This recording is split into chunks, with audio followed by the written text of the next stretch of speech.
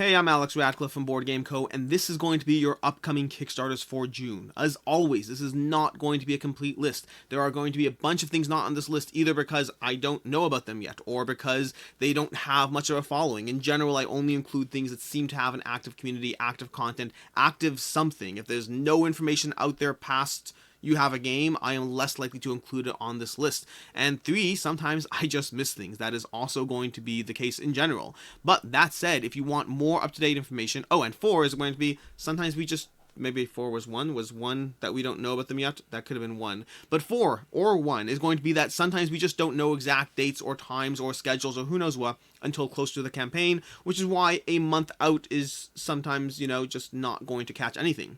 To that end, you want to be paying attention to Shelf Clutter. I'll include a link down below, but Shelf Clutter has a weekly video every single week where he tells you what's coming up, and he tends to catch more than I do. It tends to be more up to date because it's weekly, and he tends to cover more Kickstarters regardless of the size. Additionally, if you are a creator of some sort, if you have projects that you want to know about, there is going to be a link in this form, and there's going to be a link in the video description down below, which will basically inform Shelf Clutter and myself that you have a upcoming Kickstarter so that we can potentially include it on these lists. With that said, let's go ahead and jump straight into it. Starting off with Adventure Tactics, Adventures in Alchemy. Now, these first few are going to be in June. They're all going to be basically going through them. It's all going to be in ascending order throughout June. Again, information to whatever degree we have it. Things change. It happens all the time. Things get pushed off. I think one of the ones I'm covering today, I believe I talked about as upcoming in last month, but then dates change. That will happen.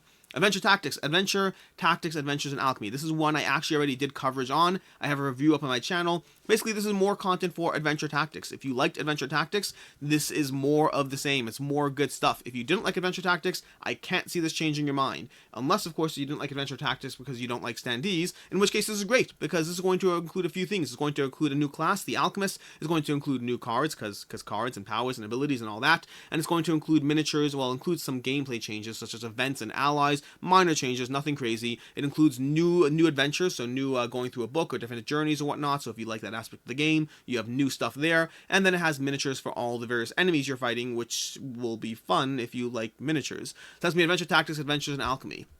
Next up, we have My Singing Monsters, the board game. This one is fairly popular. 6,000 people following it, so I have the game. I will have coverage of the game going up soon, hopefully. But effectively, this is going to be, it is on the lighter side, for sure. Now, it does have degrees of difficulty in the game, so you can start off in the easiest difficulty, in which you're going to be on one island, or you can level it all the way up to the 5th level, in which you have all 5 islands in play. Each one adds another degree of strategic choice in the game. Even at the top tier, it's still going to be on the lighter side. That said, that's appropriate for the game, for the target audience and all that. It's basically going to be, and this is designed by Jane Cormier and Sen-Fung Lim, who both have a ton of titles to their name. So this is not like some just random IP or whatever it is. There's a lot of board game talent behind this, or designer talent from the designer side of board games. That's My Singing Monsters, also coming June 1st. Next up, we have not McDonald's. McDonald's just happens to be on my screen because ads. Next up, we have Binding of Isaac 4 Souls. Binding of Isaac 4 Souls is going to be coming back to Kickstarter with the original game, as well as with new expansion, new content for the game. If you're not familiar with this game, this is basically, it's based off of Binding of Isaac, which is going to be a PC game, but effectively this is going to be think of it as Munchkin Plus. It's going to have that element of trying to have someone go towards the win. I believe you're trying to absorb 4 bosses or 4 souls or whatnot. That's why it's called Binding of Isaac 4 Souls. I literally just got that. The Binding of Isaac 4 Souls. You're trying to kill 4 bosses, collect their souls and whatnot, and then basically along the way you're trying to play cards to help yourself and or hurt opponents. Again, think Munchkinist gameplay. If you're playing 3 or 4 players, you're constantly trying to help yourself while taking down the leader and stopping them from win, but it's Munchkin Plus, or seemingly so. It's going to be adding a little more complexity, a little more strategy. It has elements of Magic the Gathering. I believe they tried to mimic the Commander aspect, the Commander attempt, or the Commander genre of Magic the Gathering, but in a closed, localized system. So that's Binding of Isaac 4 Souls coming to Kickstarter with more content. Next up, we have Ruthless, Tall Tales. Now, this one is not coming to Kickstarter, which is a good question. Why is it on this list then, Alex? Because it was coming to Kickstarter, and I figured I would talk about it anyway. This was going to be on Kickstarter. They instead decided to do it as a pre-order, not changing the content at all, not changing anything what you're getting. They just decided to change the system and the way you're going to be getting it. I'll throw a link down below. In general, I'll have links to everything down below. But it's going to be launching, I believe it's launching for the 1st of June. Again, launching is a little different. It's a pre-order system instead of Kickstarter, just for their own purposes and whatnot, in terms of making it easier to deal with the actual game, as opposed to while dealing with the Kickstarter. Ruthless, for those who don't know, this is going to be an expansion to Ruthless. So this is going to be Ruthless Tall Tales, which is bringing you new content to Ruthless. Ruthless is going to be a deck building game in which you're basically recruiting pirates, and as you recruit pirates, you're going to be taking their abilities. As you play them, you take their abilities, and you're slowly trying to build up almost like a poker hand of pirates to ultimately achieve the goals in the game and to get points that way. So it's a combination of deck building, combination of utilizing abilities, combination of different options in terms of the actions you can take and the way you can refine your system as you recruit the best pirate crew to ultimately win across, I can't remember if it's 5 or 6 rounds. I think it's 5 rounds, it depends on the player count. That's why I can't remember. Depending on the player count, it's either 5 or 6 rounds. And so that's going to be Ruthless. Tall Tales just brings more content to the game. Tall Tales is going to be, here we go, tell me what's new over here. Tall Tales is going to be bringing you new content, new concepts, new challenges. Merfolk, which is going to be another, what's called new faction in the game. And then the Notorious Pirates, which are new pirates, as well as the Kraken. So just a ton of new content for the game, Ruthless and Ruthless Tall Tales. Then we have Fall of the Mountain King is going to be coming as well. These, by the way, are all June 1st still so far. So Fall of the Mountain King is going to come to you from Burnt Island Games. This is going to be Burnt Island Games. Yeah, that's Burnt Island Games. I don't know why I'm blanking the name. But either way, it's coming to you from Burnt Island Games. They are the ones who brought you In the Hall of the Mountain King, which will look suspiciously like Fall of the Mountain King. Suspiciously because it's the same art and it's the same backstory to the game. So in the Hall of the Mountain King, you are effectively digging into this Hall of the Mountain King as you slowly try to figure out, where the tomes are, the statues, bury them all, move them all to great halls. Cool little concept. But in Fall of the Mountain King, it's going back to before then, when the hall fell. What happened in this mountain that resulted in everything slowly falling apart? So you represent the troll clans in the game, and represent the troll clans in the game, you're going to have gnomes that are slowly invading the mountain. So gnomes are slowly coming in, taking control, and taking over the entire mountain. It is a game where across 3 rounds, you will get overrun by gnomes. Your goal is to run the most efficient troll clan to ultimately win the game. It has elements of area control. It's not elements. It is an area control game with an interesting action selection mechanism. I have a review that just went up on my channel yesterday, I want to say. I had a review that just went up on my channel. Overall, I love this game. This is my favorite Burnt Island games yet. Then again, I am a sucker for area control, so take that with a grain of salt. But I also enjoyed the unique action selection puzzle that they have in play. Similar to in the Hall of the Mountain King, they have a kind of a side puzzle that you have to try to manage as you go through this game. Overall, very solid game by Burnt Island Games, and I'm excited for the Kickstarter.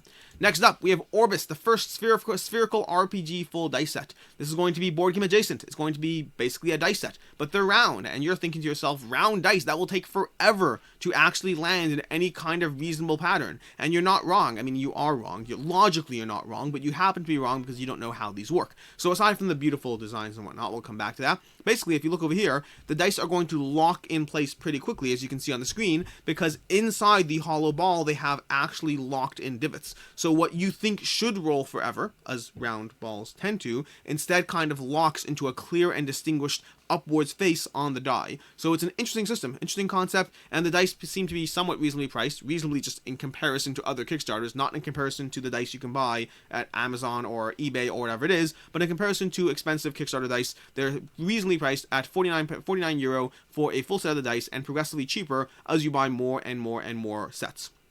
Again, reasonably priced is relative. I'm not saying 49 euro for a bunch of dice is reasonable. Again, reasonable. I'm losing my sign here. Squaring Circleville. Squaring Circleville is going to be coming up next. This is going to be a game about squaring Circleville. Now, this is actually based on a real concept. In Ohio, we had Circleville, Ohio, which was this, basically, they had this circular design to the square, the way you can see it. You kind of see it over there. It was a circular design to the way the city was built, which was an interesting idea. Also impractical, and over time they had to kind of square out Circleville, which is an interesting concept, and they are now doing that in a game. I don't know how they're actually going to mimic or reimagine the squaring of Circleville. I imagine that would be hard to really do in a game unless you had tons of overlaying components. That said, that is not really what the point is here. Over here, the point is going to be it's a rondel system with area control, majority, all of that. So overall, squaring Circleville is going to be a Euro game coming to Kickstarter and with a fairly unique theme attached to it. Moving on, we have Deliverance. Deliverance coming to Kickstarter June 8th. So, Deliverance is going to be a game that is going to have, I believe this is a competitive game. No, that's not true. I believe this is a cooperative game. Sorry, I'm mixing up another game we're going to be talking about later in this video. Deliverance is going to be a cooperative game in which you are basically choosing your hero, leveling up against the forces of darkness, all that stuff, but it's going to be an interesting system over here. Let me see if I can find more. We're going to have these heroes over here, their abilities on them, the forces of darkness that you have to overcome, coming to Kickstarter June 8th with a ton of just stuff going on, and miniatures as well. They're going to have miniatures with, I don't know if they're doing painted miniatures that you can buy. I know he's talking about, I saw on Facebook somewhere about painted miniatures. I don't remember if you can buy them or not, or if he's just talking about what he has available to show them off and all that. That's going to be Deliverance. Next up, we have Arackhan Wars coming to Kickstarter again June 8th. Arackhan Wars is going to be a 2-player, well, technically 2 to 4 player, but primarily a 2-player game in which you are basically building out your decks, or you can use pre-made decks, or you can build and develop your decks, and you're going to be utilizing these factions to attack each other on the board. It is an interesting idea in the sense that you don't have typical movement the way you would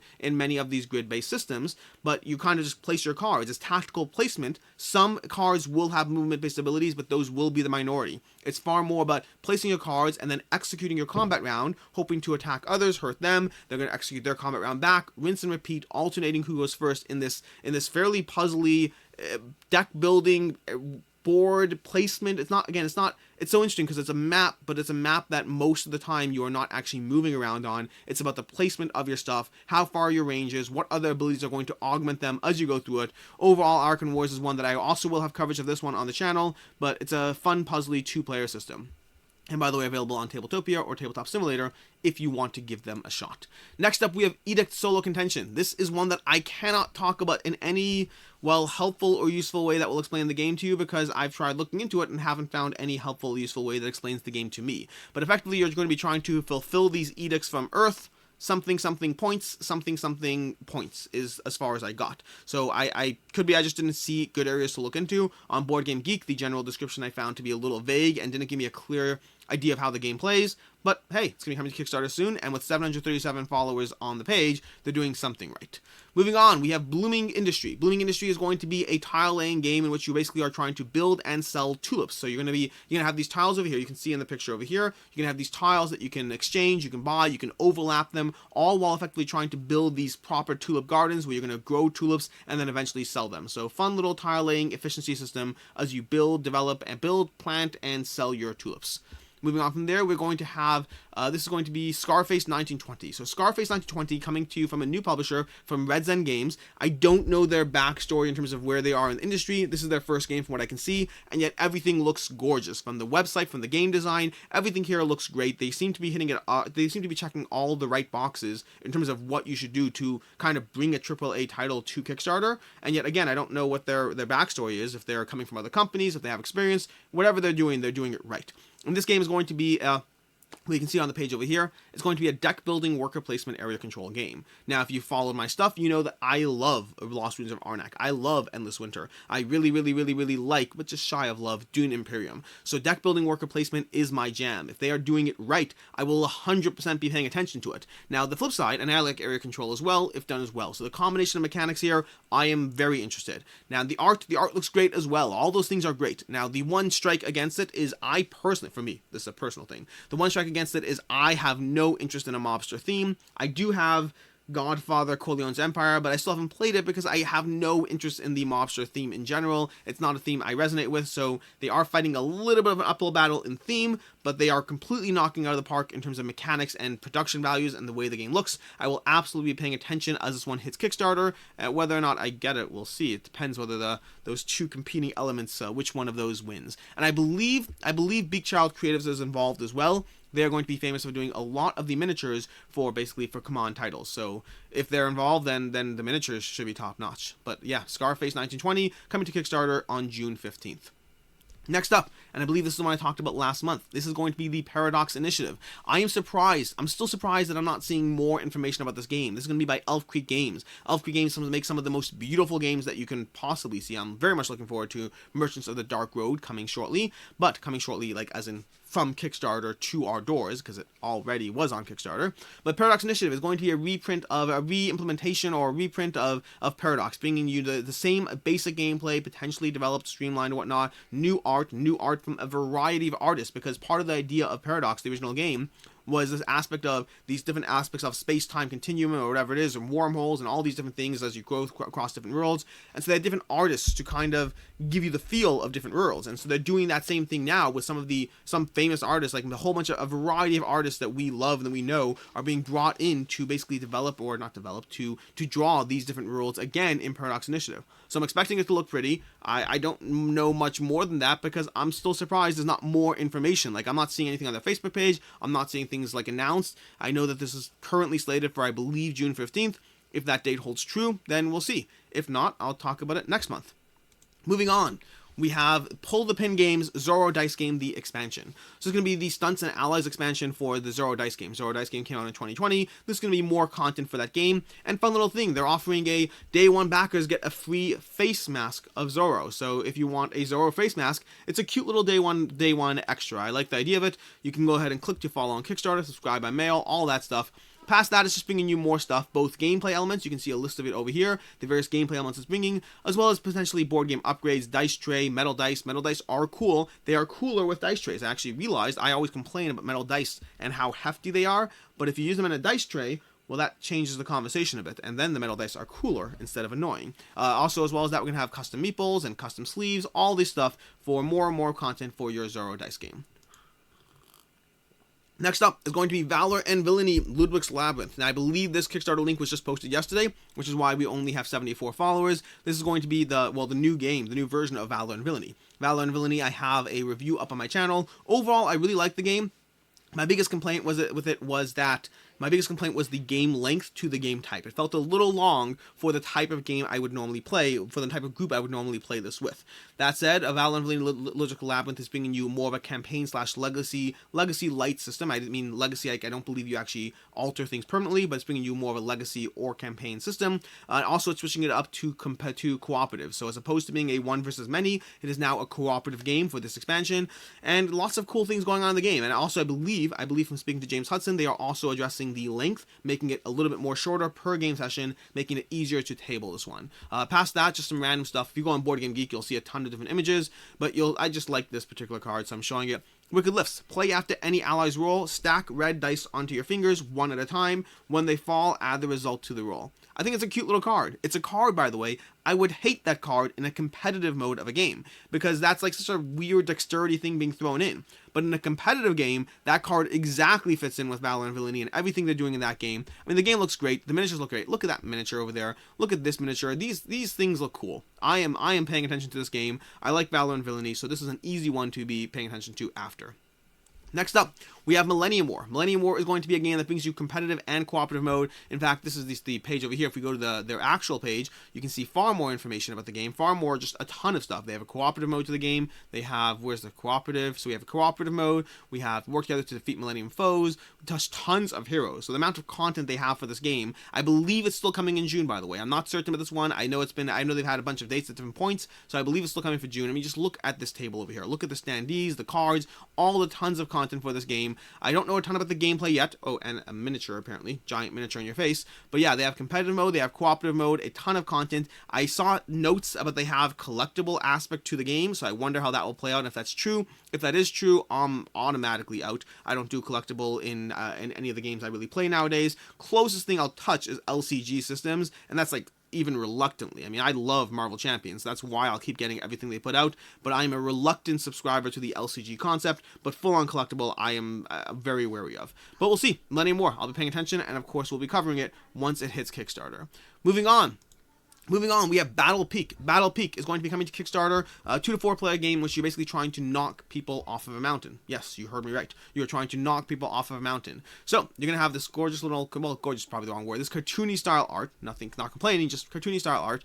We're going to have this mountain peak over here where you're going to go be throwing people off the mountain, which is a typical way that I tend to spend my free time, throwing people off the mountain. It's going to be, I don't know if it's deck building or if you have a predefined deck, but you basically have all these spells you're going to have, and all these spells you can combine to do different things, to summon different terrain tiles, to knock people, to push them, to do different things to them. But it's basically a combination of powers and abilities, and not so much area control as, I don't even know, what do you call it? What do you call it when it's not about controlling the area, but rather it's about shoving people off the area, or off the mountain, as it were.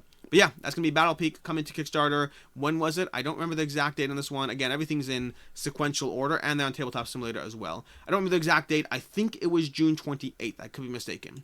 Next up, we have Wild Ascent Lavon Rising. Wild Ascent Lavon Rising, I'm going to try. This one is launching in 31 days. Yeah, I believe this one's launching June 29th, if I'm not mistaken. Basically, Wild Ascent Lavon Rising is going to be bringing you the new content for Wild Ascent. So Wild Ascent is a Kickstarter that I reviewed, gave that 1 out of 5 out of 5. Love that game. Excited for the new stuff. Also totally don't need the new stuff because I still haven't gone through nearly anywhere near. Like, I've played a full campaign of Wild Ascent. That's 10 games. That's going to be playing with 4 heroes, a whole bunch of creatures, and 10 games. Now, I have a ton of more content I can dive into. I have more creatures, more scenarios, more the hunt cards, whatever it is, more heroes, tons more heroes. I mean, I went through 4 heroes. That's nothing. There's so many more heroes. There's more cards, more workers, more items, a ton of stuff that I have not gone through in my base game. And yes, by the way, you will be able to get a base game of Wild Ascent in here as well. So it both has Lavon Rising as well as the original Wild Ascent. There are some production aspects of things that change between the first and second Kickstarter. For those who are waiting for me to talk about it more, I will talk about it when I cover this Kickstarter campaign. I'm not going to go overly in depth right now. This is more just letting you know what's coming up. Past that, Wild Ascent is going to be a campaign game, but a mini campaign game. It's going to be basically, like I said already, 10 games in the game, as you over here it's called. Wild Ascent is give me an experience that's everything I love in a game, and I mean it. The only critique I have on Wild Ascent is it's a campaign game, and I personally, the way I play games, it's not a critique on Wild Ascent, I don't really play campaign games as much as I would like to. I get them, I play them, I get like 5, 10 missions in, and then I'm on to the next game. And then it's harder to jump back into those games because it's not one game at a time. It's not like a game of, I don't know, Blood Rage, where I can just pull out a game of Blood Rage and play it. It is a commitment, and once I'm past that initial high, I am less likely to jump into it as regularly. Again, that's a me problem, not a Wild Ascent problem, but past that, the game I loved. It was fun, it was engaging, it gave me strategic choices, it gave me a lot of things that I'm looking for in a game, powers and abilities left, right, and center. Lavon Rising is going to be bringing you new content in terms of more heroes, more monsters, more everything. And in terms of gameplay shifts, Lavon Rising is doing one thing differently, which rather than giving you either a static campaign, which is what I played, or a story-based campaign, which Wild Ascent has the option for, it's giving you a story-based campaign with branching choices. So the consequences of your actions, different endings, all that stuff. That's the new thing that Lavon Rising, or at least one of the new things that Lavon Rising is bringing to the table. That said, they're still trying to keep it localized. They're still trying to keep it, like, you know, in the range of 10 campaigns, 10 missions, making it accessible and yet fun. Think of it almost a cross between if they took Storm Sunder, because this is Lazy Squire Games, they've made Storm Sunder. If they took Storm Sunder and crossed elements of that into Wild Ascent, that's where you get Wild Ascent Lavon Rising. Miniatures are gorgeous, which is exactly what you'd expect. I mean, just look at some of these things. They're going to be way too much of an all-in on this one, almost certainly. I mean, if they learned anything from Storm Sunder, it's that people will pay for pretty miniatures. I imagine that the all-in for this is not going to be Storm Sunder high, I assume. I'm just all projecting here, but I assume this is going to be somewhere in the range of a $250, well, there's a base game too. I think new content alone is probably in the range of $250. When you factor in the original content, it might be in the $450, $500 range.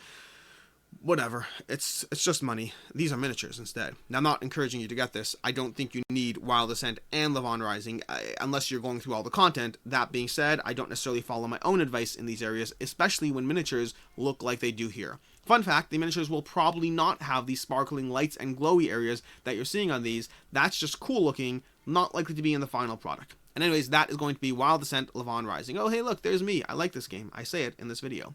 Moving on, we have Alien Petshop. Alien Petshop coming to Kickstarter. I don't know the exact date of this one. I believe it's sometime in June. The next 3, I think, are just either late June, next 2, really. This one and one more. The next one after this.